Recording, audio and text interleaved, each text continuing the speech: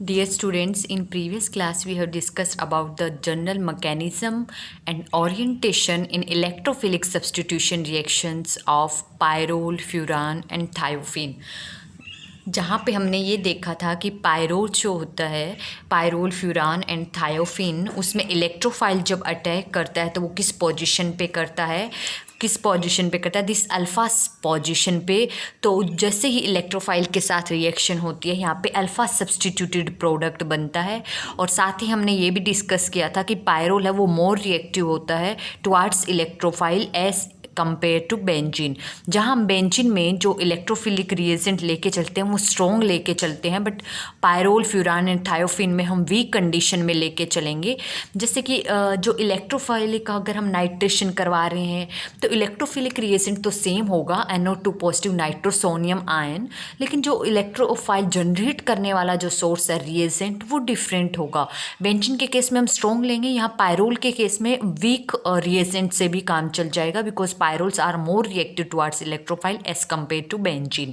Similarly, sulphonation, chlorination, bromination, हम step wise सारे electrophilic reactions है वो डिस्कस करेंगे। पायरोल इतना ज़्यादा रिएक्टिव होता है टुवार्ड्स इलेक्ट्रोफाइल जितना कि कोई एक्टिवेटेड बेंजीन रिंग, अगर बेंजीन रिंग पे हम कोई एक्टिवेटेड ग्रुप लगा दें तो वो हाईली रिएक्टिव होती है टुवार्ड्स इलेक्ट्रोफाइल। सेम उसी मैनर में पायरोल है वो एक्टिवेटेड बेंजीन रिंग की तरह हाईली रिएक्टिव होता है टुवार्ड्स इलेक्ट्रोफाइल। तो सबसे पहले अगर हम बात करते हैं नाइट्रेशन की, तो नाइट्रेशन में जहाँ हम सिंपल बेंजीन रिंग में नाइट्रेटिंग एजेंट लेते हैं कंसनट्रेटेड नाइट्रिक एसिड, लेकिन यहाँ पे पायरोल के केस में अगर हम कंसनट्रेटेड एसिड लें या एसिडिक कंडीशन लेंगे, स्ट्रॉन्ग एसिडिक कंडीशन, तो उसमें हमें alpha substituted electrophilic pyrrole compound नहीं मिलेगा, बल्कि कोई पॉलीमराइज कंपाउंड मिलेगा। तो हम स्ट्रॉन्ग एसिडिक कंडीशन को अवॉइड करेंगे। हम यहाँ पे नाइट्रेटिंग एजेंट है वो क्या लेंगे, acetyl nitro compounds in presence of acetic anhydride at 278 kelvin temperature पे। तो यहाँ पे क्या होगा, ये एसिटाइल नाइट्राइल से, नाइट्रो ग्रुप से सिंपली नाइट्रोसोनियम आयन यानी कि NO2 पॉजिटिव का जनरेशन होगा। और वो सिंपल जैसे जनरल मैकेनिज्म मैंने करवाया था वो आप खुद सेल्फ करोगे, उसी वे में सेम इलेक्ट्रोफाइल का जनरेशन NO2 पॉजिटिव, फिर इलेक्ट्रोफाइल इस पे अटैक करेगा, और फिर थर्ड स्टेप प्रोटॉन का अब्स्ट्रैक्शन होगा, वो इस एसिटेट अनायन है वो करेगा न्यूक्लियोफिलिक पार्ट। यानी कि यहाँ पे जो न्यूक्लियोफिलिक पार्ट है वो ये वाला है नेगेटिव एसिटाइल, और ये NO2 पॉजिटिव इलेक्ट्रोफिलिक पार्ट है। तो मैं सिर्फ डायरेक्ट प्रोडक्ट बता रही हूँ, जनरल मैकेनिज्म हम प्रीवियस लेक्चर में डिस्कस कर चुके हैं। तो यहाँ पे क्या मिलेगा, जो पायरोल डेरिवेटिव है NH, इस पायरोल की अल्फ़ा पोजीशन पे हेयर NO2 ग्रुप लग जाएगा। यानी कि अगर हम नेमिंग दें इसकी तो ये क्या हो जाएगा, 2 पे नाइट्रो पायरोल। क्लियर है। सिमिलरली सल्फोनेशन के केस में, हम बेंजीन में क्या रिएजेंट लेके चलते हैं, कंसनट्रेटेड सल्फ्यूरिक एसिड।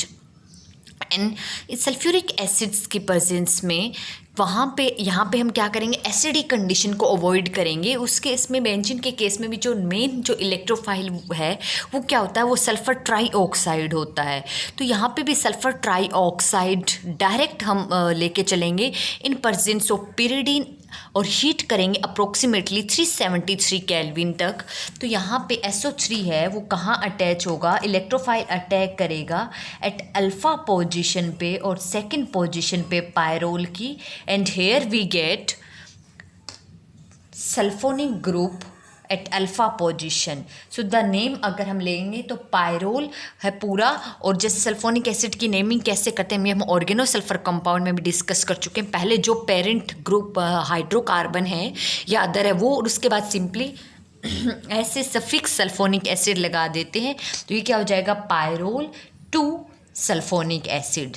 सिमिलरली अगर हम करते हैं हेलोजिनेशन के केस में, जैसे क्लोरीनेशन, ब्रोमिनेशन, आयोडीनेशन है, जहाँ सिंपल बेंजीन रिंग का हम सिंपल हेलोजिनेशन करवाते हैं in presence of Lewis acids.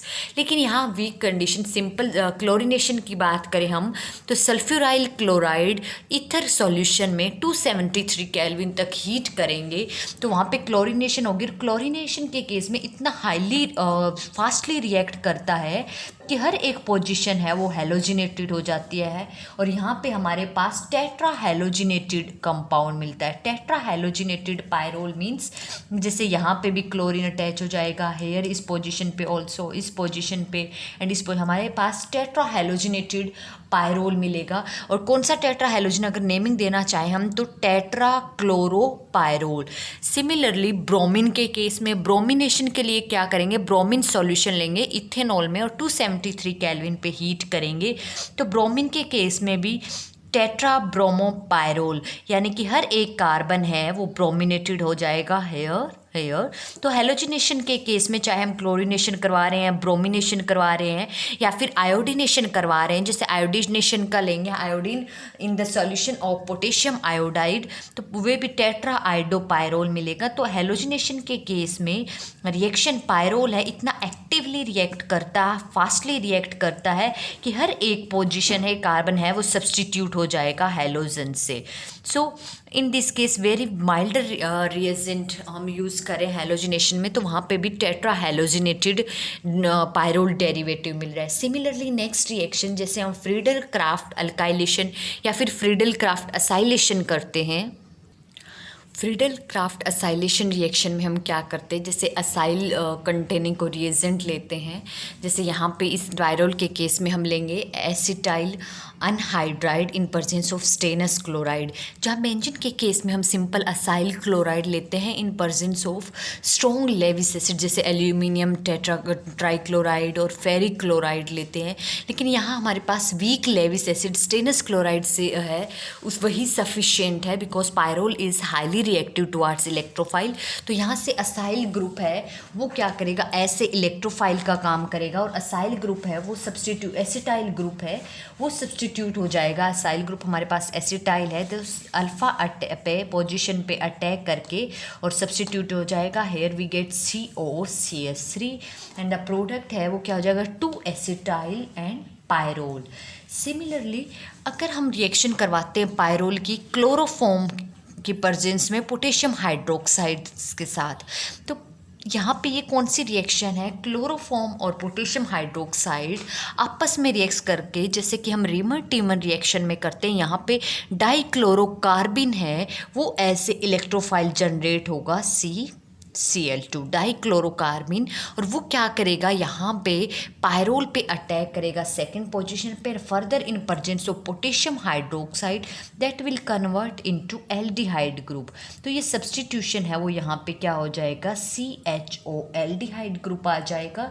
तो हम यहाँ पे नेमिंग क्या दे सकते हैं, सेकेंड पोजिशन पे कार्बोएल्डिहाइड है तो 2 पायरोल कार्बोएल्डिहाइड।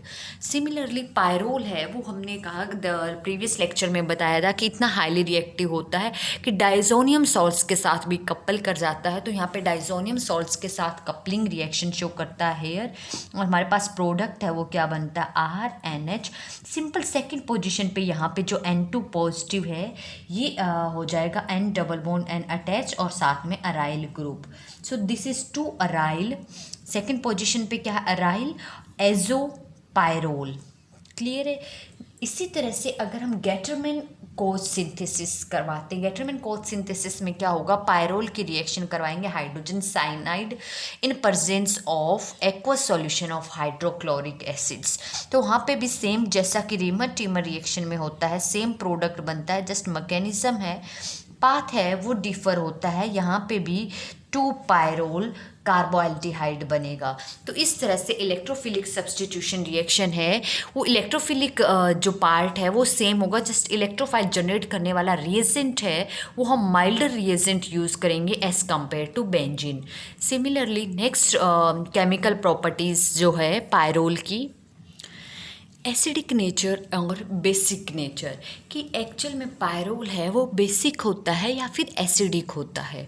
तो अगर हम बात करें जैसे पायरोल की स्ट्रक्चर की बात करें तो पायरोल में जैसे हमने बताया कि जहाँ पे स्ट्रक्चर डिस्कस कर रहे थे कि डाइन लाइक स्ट्रक्चर होता है और साथ में अमीन ग्रुप है, नाइट्रोजन के पास लोन पेयर है, जिस कंपोनेंट में लोन पेयर है वो लोन पेयर की टेंडेंसी रखता है। जैसे सिंपल कोई अमीन कंटेनिंग सब्सटीट्यूटेड है, जैसे हो सकता है NH2 ग्रुप है यहाँ पे ये R group of primary amine, secondary amine होगा तो यहाँ पे सिंपल NH होगा, अदर कोई फंक्शनल ग्रुप लगे हुए होंगे यहाँ पे। तो इन केसेस में नाइट्रोजन के पास लोन पेयर है और नाइट्रोजन की टेंडेंसी होती है इलेक्ट्रॉन डोनेट करने की। तो amino group containing organic compounds है वो क्या होते हैं, बेसिक होते हैं नेचर में। बट पायरोल के केस में नाइट्रोजन के पास जो लोन पेयर है वो रेजोनेंस में पार्टिसिपेट करते हैं, यानी कि नाइट्रोजन के लोन पेयर है वो डीलोकेलाइज होते हैं ऑल ओवर द रिंग। तो जिसकी वजह से ये फ्रीली अवेलेबल नहीं होते हैं डोनेट करने के लिए to the Lewis acids. So that's why pyrrole does का जो बेसिक करेक्टर है वो बहुत नेग्लिजिबल होता है, सिग्निफिकेंट बेसिक करेक्टर नहीं होता। हम कह सकते हैं कि बेसिक करेक्टर होता ही नहीं है। इसकी जो पीकेपी वैल्यू है वो 14 के अबाउट होती है। सो अगर हम बात करें एसिडिक नेचर की, जब बेसिक करेक्टर नहीं है तो एसिडिक नेचर है। पायरोल जो होते हैं बेसिक नहीं बल्कि समवट एसिडिक करेक्टर होता है, इनका नेचर है वो एसिडिक है। एसिडिक सब्सटेंसेस कौन से होते हैं? एसिडिक सब्सटेंसेस वो होते हैं जिनकी टेंडेंसी होती है प्रोटॉन डोनेट करने की। अब जैसे पायरोल के हम स्ट्रक्चर देखते हैं, हम कहते हैं लॉन पेयर है, बेसिक होना चाहिए, बट बेसिक ना होते हुए ये एसिडिक है। अब एसिडिक क्यों है और किस वजह से है?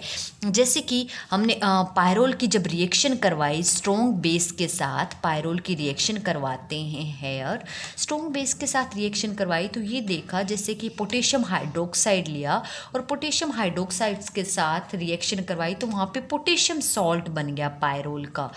इसका मतलब पोटेशियम सॉल्ट कब पॉसिबल हुआ? जब पायरोल ने अपना हाइड्रोजन है वो ऐसे H पॉजिटिव दे दिया, पोटेशियम पायरालेट बन गया और साथ में इसके हाइड्रोक्साइड ने H पॉजिटिव अब्स्ट्रैक्ट करके और साथ में क्या बना दिया? वाटर। तो ऐसा क्यों हुआ? अब ये तो ऑब्जर्व हुआ कि पोटेशियम सॉल्ट बन गया पायरोल का, बट ऐसा क्यों पॉसिबल है? रिएक्शन है वो फॉरवर्ड डायरेक्शन में क्यों गई? कोई भी रिएक्शन है वो फॉरवर्ड डायरेक्शन में तभी जाती है या प्रोडक्ट तभी बनता है जब प्रोडक्ट है वो रिएक्टेंट से ज़्यादा स्टेबल हो। इसका मतलब ये जो पायरोलेट आयन बना है एनायन वो ज़्यादा स्टेबल है इस पायरोल से। जैसे पायरोल की हम रेजोनेटिंग स्ट्रक्चर्स है वो प्रीवियस लेक्चर में डिस्कस कर चुके हैं। अब हम इस पायरोल अनायन की अगर स्ट्रक्चर्स की बात करें तो ये कितनी रेजोनेटिंग स्ट्रक्चर शो करता है पायरोलेट अनायन? अगर स्ट्रक्चर्स ड्रॉ करें हेयर, यहाँ पे क्या आ जाएगा? नेगेटिव चार्ज यहाँ पे, और साथ में नेगेटिव चार्ज है वो किसकी वजह से आया? जो हाइड्रोजन ये गया है ये बॉन्डेड इलेक्ट्रॉन दोनों यहीं छोड़ गया और इन दोनों इलेक्ट्रॉन की वजह से नेगेटिव चार्ज, और यहाँ जो इसका लोन पेयर है वो ऑलरेडी यहाँ पे एज इट इज़ है। नेक्स्ट में क्या होगा? ये इलेक्ट्रॉन है वो यहाँ शिफ्ट हो जाएंगे हेयर और ये इलेक्ट्रॉन है वो यहाँ शिफ्ट हो जाएंगे। तो हमारे पास स्ट्रक्चर है वो क्या बनेगी? यहाँ नाइट्रोजन हेयर लोन पेयर, यहाँ डबल बॉन्ड आ जाएगा और यहाँ पे नेगेटिव चार्ज, यहाँ डबल बॉन्ड है वो एज इट इज़। नेक्स्ट में ये इलेक्ट्रॉन यहाँ शिफ्ट होंगे और ये नेगेटिव चार्ज है वो इस कार्बन पे आ जाएगा। तो अब हमारे पास क्या होगा? यहाँ पे as it is here nitrogen double bond, and double bond अब कहाँ जनरेट हो गया? इन दो कार्बन के बीच में, और नेगेटिव चार्ज है या पाई इलेक्ट्रॉन डेंसिटी कहाँ आ गई है? इस पे। नेक्स्ट में क्या होगा? ये यहाँ शिफ्ट होगा एंड ये बॉन्डेड इलेक्ट्रॉन है ये यहाँ शिफ्ट हो जाएंगे। तो अब केस में जो फोर्थ रेजोनेटिंग स्ट्रक्चर है, इस रेजोनेटिंग स्ट्रक्चर में नाइट्रोजन की यहाँ इस कार्बन और नाइट्रोजन के बीच में डबल बॉन्ड हेयर और यहाँ पे क्या आ जाएगा? नेगेटिव चार्ज, और यहाँ डबल बॉन्ड ऑलरेडी है। नेक्स्ट फिफ्थ रेजोनेटिंग स्ट्रक्चर में ये यहाँ शिफ्ट हो जाएगा एंड ये यहाँ शिफ्ट हो जाएगा।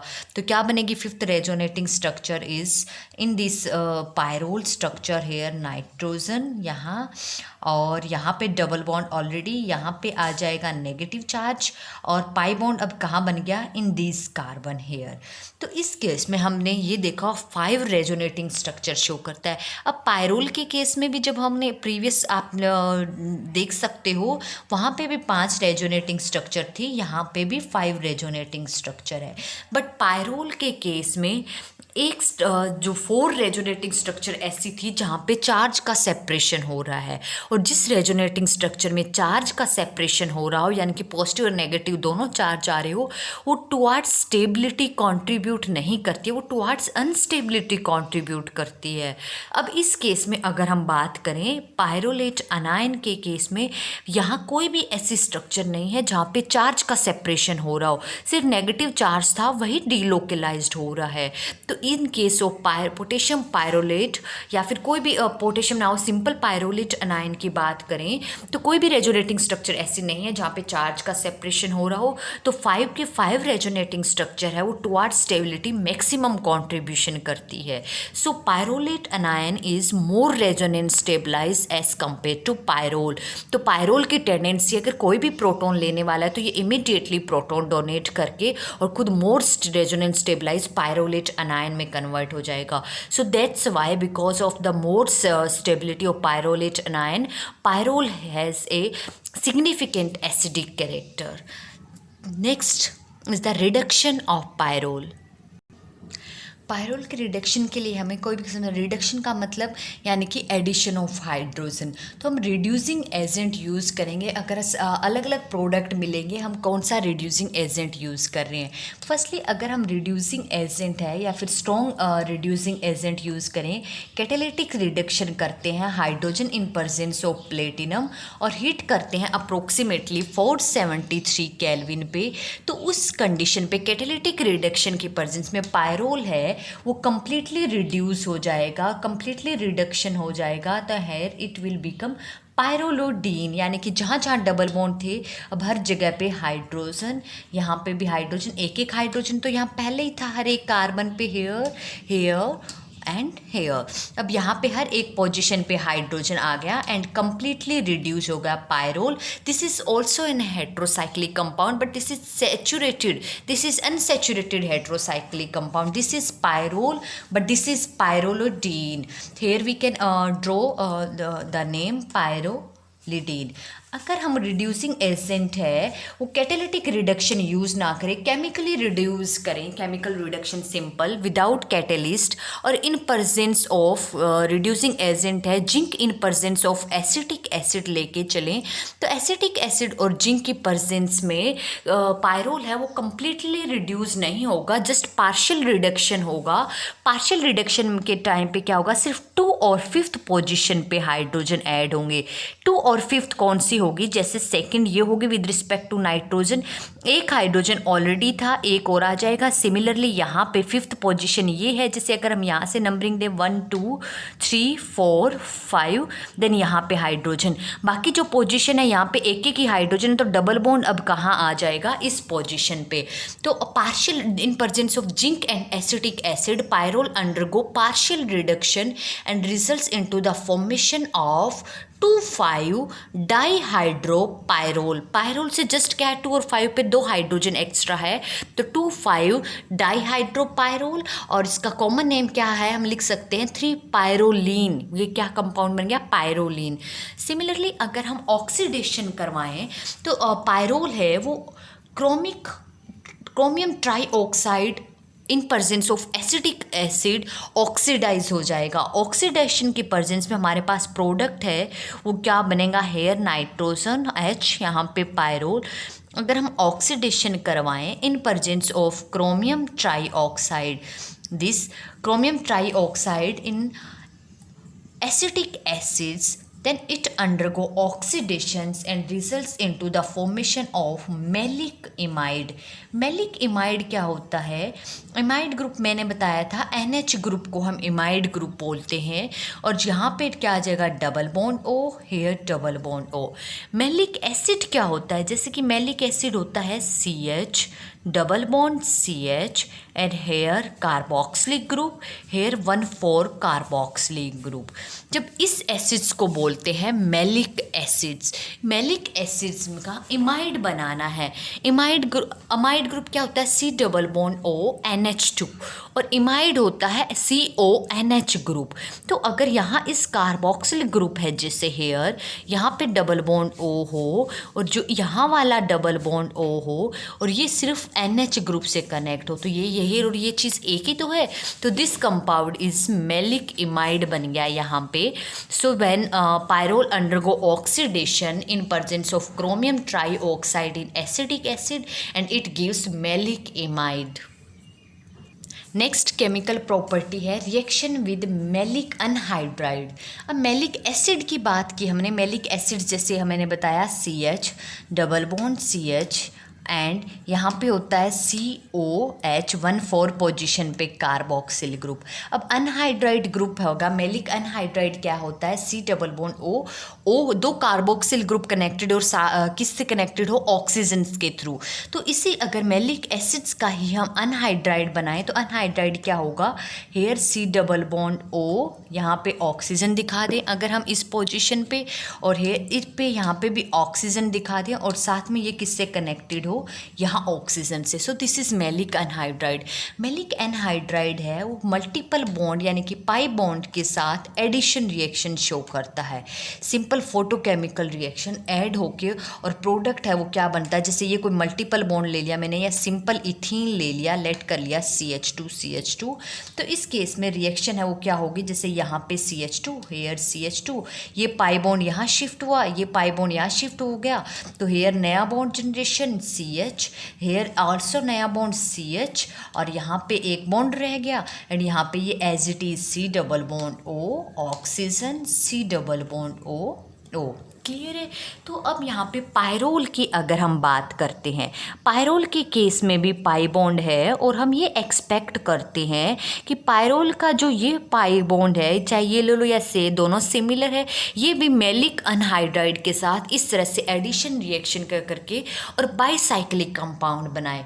बट एक्चुअल में ये मेलिक अनहाइड्राइड के साथ एडिशन प्रोडक्ट ना दे के सब्सटीट्यूशन प्रोडक्ट देता है, और सब्सटीट्यूशन प्रोडक्ट देते एक्चुअल में प्रोडक्ट है वो क्या होता है, जो अनहाइड्राइड है ये डीकम्पोज हो जाता है जैसे ही इसके कांटेक्ट में आता है पायरोल के, और हमारे पास जो प्रोडक्ट है वो क्या बनेगा, सब्सटीट्यूटेड प्रोडक्ट। और सब्सटीट्यूटेड प्रोडक्ट है वो किस तरह से बनेगा, सब्सटीट्यूशन है वो कहाँ होगा, जो अल्फ़ा पोजीशन है पायरोल की, alpha position that is second position with respect to nitrogen, यहाँ पे अटैक है वो कहाँ होगा, इस कार्बन से होगा, यहाँ पे हेयर CH और साथ में C डबल बॉन्ड OH और सिंपली ये जो है यहाँ पे क्या हो जाएगा CH2 COH। तो ये हमारे पास एडिशन प्रोडक्ट ना मिलके और मेलिक अनहाइड्राइड के साथ ये सब्सटीट्यूटेड प्रोडक्ट मिलेगा as in case of pyrrole. Similarly next chemical reaction है रिंग एक्सपेंशन, यानी कि जब डाइक्लोरोकार्बिन के साथ किस तरह से रिएक्शन होती। रिंग एक्सपेंशन कब होगी, जब पायरोल का जो लिथियम सॉल्ट है वो रिएक्ट करेगा क्लोरोफॉर्म के साथ। क्लोरोफॉर्म के साथ रिएक्ट करने से क्या होगा, क्लोरोफॉर्म की प्रेजेंस में जो रिएजेंट है वो क्या होगा, कार्बन डाइक्लोरोकार्बिन ये जनरेट होगा। डाइक्लोरोकार्बिन के साथ सिंपली डाइक्लोरोकार्बिन है वो यहाँ सब्सटीट्यूट होगा, ये एज ए इलेक्ट्रॉन डेफिशिएंट काम करेगा। और एक जैसे इसके पास डाइक्लोरोकार्बिन के पास 2 लोन इलेक्ट्रॉन है, एक लेन इलेक्ट्रॉन के थ्रू ये यहाँ इसके साथ कनेक्ट हो जाएगा और एक के साथ इसके साथ, तो इंटरमीडिएट है वो क्या बनेगा, बाईसाइक्लिक कंपाउंड इंटरमीडिएट बनेगा। हेयर यहाँ पे एज इट इज जैसे नाइट्रोजन पे हेयर नेगेटिव चार्ज है, यहाँ एक लॉन पेयर है जैसे लिथियम सॉल्ट लेके चल रहे हम कंसीडर, और यहाँ पे जो हमने बनाया है हेयर इस बॉन्ड के साथ एक यहाँ से कनेक्ट हो जाएगा एक यहाँ से।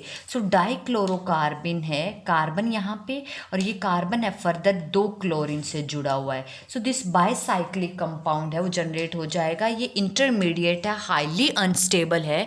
जैसे ये बनेगा इमिडिएटली रिंग है वो एक्सपेंड हो जाएगी। रिंग किस तरह से एक्सपेंड हो जाएगी, यहाँ केयरफुली नोट करना, ये इलेक्ट्रॉन यहाँ शिफ्ट होगा। अब एक सिंगल बॉन्ड तो पहले ही था, जैसे इलेक्ट्रॉन यहाँ शिफ्ट होंगे तो नाइट्रोजन के पास डबल बॉन्ड आ जाएगा। अब यहाँ शिफ्ट होंगे, इस कार्बन के पास एक ये, एक ये, एक ये, एक यहाँ हाइड्रोजन, 4 बॉन्ड तो ऑलरेडी है, एक ये भी बॉन्ड बना रहा है तो 5 हो जाएंगे। 5 होने से पहले इमीडिएटली ये क्या करेगा, ये वाला बॉन्ड है वो यहाँ शिफ्ट कर देगा। अब इस कार्बन और इस कार्बन के बीच में सिंगल बॉन्ड था, यहाँ डबल बॉन्ड हो गया, और जैसे इस पे हुआ, इस कार्बन पे अब 4 थे, यहाँ 5 हो जाएंगे, तो ये इमीडिएटली यहाँ से क्या करेगा, क्लोराइड का रिमूवल। तो जैसे क्लोराइड अनायन का रिमूवल हुआ, अब रिंग कितने मेंबर्ड की बन गई है, 6 मेंबर्ड की। पहले 5 था, अब ये बॉन्ड ब्रेक होके ये कार्बन है वो रिंग के अंदर आ गया है। अगर आप ड्रॉ करके देखोगे एक्चुअल में तो रिंग है वो किस तरह से बनेगी, इस तरह से कि 6 मेंबर्ड रिंग बनेगी। यहाँ नाइट्रोजन के पास अब क्या आ गया, हेयर, यहाँ बॉन्ड आ गया जो एक्स्ट्रा इलेक्ट्रॉन था, ये लोन पेयर एक जो है एज इट इज है यहाँ पे, और ये डबल बॉन्ड जो है ये एज इट इज़ है। और इस कार्बन पे देखो नाइट्रोजन से फर्स्ट सेकंड, नाइट्रोजन का first carbon, second carbon, second carbon, और यहाँ इस कार्बन के बीच में क्या हो गया है, अब नया बॉन्ड बन गया है। और यहाँ पे इस कार्बन पे एक क्लोराइड आयन निकल गया, बट एक क्लोरीन अभी भी है, तो ये क्या बन गया है, 1 2 3 क्लोरोपिरिडीन बन गया है। तो हमने एक हेट्रोसाइक्लिक कंपाउंड से दूसरा हेट्रोसाइक्लिक कंपाउंड बना लिया। तो जहाँ पे पिरिडीन की मेथड ऑफ फॉर्मेशन होगा, पिरिडीन डेरिवेटिव, तो वहाँ पे हम ये मेथड भी दे सकते हैं। एक ही केमिकल रिएक्शन है तो दूसरे का मेथड्स ऑफ फॉर्मेशन।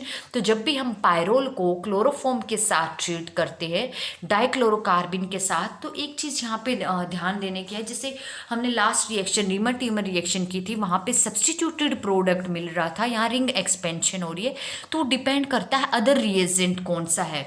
जिस रिएजेंट की प्रेजेंस में पोजीशन रिएजेंट पे डिपेंड करेगा अदर कौन सा है, उसी बेसिस पे कहाँ रिंग एक्सपेंड होगी और कहाँ रिंग है वो सब्सटीट्यूट होगी। नेक्स्ट है रिंग क्लीवेज। जब हम पायरोल को हाइड्रोक्सी अमीन हाइड्रोक्लोराइड का इथेनॉलिक सॉल्यूशन के साथ ट्रीट करते हैं तो वहाँ पे रिंग है वो क्लीव हो जाती है, रिंग ब्रेक हो जाती है, और ब्रेक होते सक्सिनी एल्डिहाइड डाइऑक्साइम बनाते हैं। रिंग ब्रेक होगी तो ये दोनों कंपाउंड है एज इट इज़, यहाँ पे CH2 और CH2 connected, hydrogen double bond हो जाएगा, एंड हेयर CH सक्सिन एल्डिहाइड क्या होगा, 1,4 पोजीशन पे एल्डिहाइड, और उस एल्डिहाइड पे वहाँ पे क्या लग जाएगा, oxime group here NOH, this is NOH, so this is the succin aldehyde dioxime. So when pyrrole undergo ring cleavage when it is treated with ethanolic solution of hydroxyl amine hydrochloride. So these are the chemical properties of pyrrole, जिसमें से most important that is electrophilic substitution reaction. Electrophilic substitution reaction में हमें जस्ट इतना ध्यान रखना है, electrophile same होगा बट इलेक्ट्रोफाइल जनरेट करने वाला रिएजेंट है वो थोड़ा माइल्ड लेना पड़ेगा, वीकर लेना पड़ेगा। और उसके बाद फर्दर जो बिहेवियर है वो एसिडिक कैरेक्टर है वो सिग्निफिकेंट है, क्योंकि पायरोल अनायन है वो मोर स्टेबलाइज है एज कम्पेयर टू पायरोल। और बेसिक कैरेक्टर है वो सिग्निफिकेंट कैरेक्टर नहीं है, लिस्ट बेसिक का ऑलमोस्ट हम कह सकते हैं ये बेसिक कैरेक्टर है ही नहीं बल्कि एसिडिक कैरेक्टर है। उसके बाद रिडक्शन, पार्शियल रिडक्शन और complete reduction, that will depends on the condition, reaction condition हम क्या अप्लाई कर रहे हैं। उसके बाद ring expansion, ring cleavage and reaction with maleic anhydride. So these are some reactions of pyrrole. In next lecture we discuss the oxole or furan, that is preparations, method of formation and physical chemical properties of furan. Thank you.